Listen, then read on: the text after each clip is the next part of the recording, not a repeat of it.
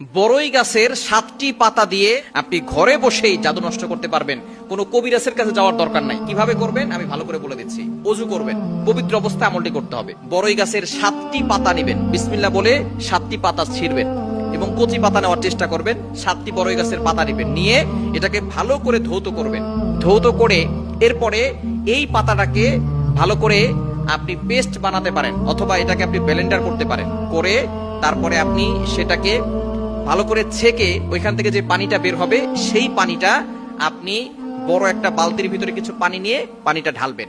এরপরে সূরা ফাতিহা 7 বার পড়বেন। এরপরে আয়াতুল কুরসি 7 বার, সূরা ইখলাস 7 বার, সূরা ফালাক 7 বার, সূরা নাস 7 বার। এটা পড়ে পানিতে ফু দিবেন। পানিতে ফু দিয়ে এরপরে আপনি বিসমিল্লাহ বলে ওই পানিটা আপনার গায়ে, শরীরে সব জায়গায় ঢালবেন, অর্থাৎ আপনি গোসল করবেন। ইনশাআল্লাহ আপনার বদ নজর দূর হবে এবং জাদুটোনা থাকলে সেটা কেটে যাবে ইনশাআল্লাহ।